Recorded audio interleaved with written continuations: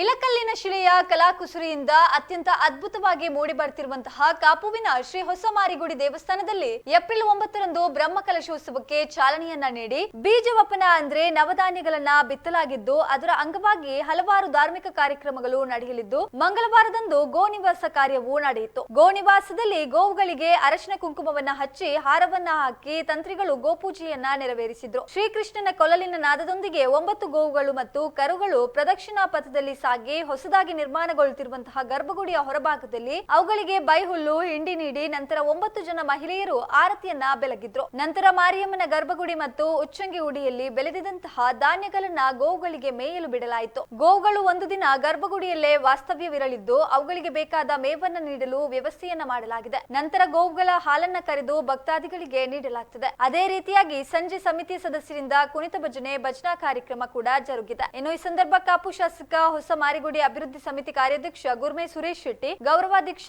ಅನಿಲ್ ಬಲಾಲ್ ಕಾಪುಬೀಡು, ಸಮಿತಿ ಪ್ರಧಾನ ಕಾರ್ಯದರ್ಶಿ ರಮೇಶ್ ಹೆಗ್ಡೆ ಕಲ್ಯ, ಕೋಶಾಧಿಕಾರಿ ಮತ್ತು ಕಾರ್ಯನಿರ್ವಹಣಾಧಿಕಾರಿ ರವಿ ಕಿರಣ್ ಕೆ, ಜ್ಯೋತಿಷ್ಯ ವಿದ್ವಾನ್ ಕೆಪಿ, ಶ್ರೀನಿವಾಸ ತಂತ್ರಿ, ಮಾಧವ ಆರ್ ಪಾಲನ್, ದೇವಿ ಪ್ರಸಾದ್ ಶೆಟ್ಟಿ ಬೆಲಪು, ಪ್ರಚಾರ ಸಮಿತಿ ಪ್ರಧಾನ ಸಂಚಾಲಕ ಯೋಗೇಶ್ ವಿ ಶೆಟ್ಟಿ ಬಾಲಾಜಿ, ಕಾಪು ಶ್ರೀ ಹೊಸ ಮಾರಿಗುಡಿ ದೇವಸ್ಥಾನ ಅಭಿವೃದ್ಧಿ ಸಮಿತಿ ಅಧ್ಯಕ್ಷ ಕೆ ವಾಸುದೇವ್ ಶೆಟ್ಟಿ, ಗೌರವ ಸಲಹೆಗಾರ ನಿರ್ಮಲ್ ಕುಮಾರ್ ಉಪಸ್ಥಿತರಿದ್ದರು.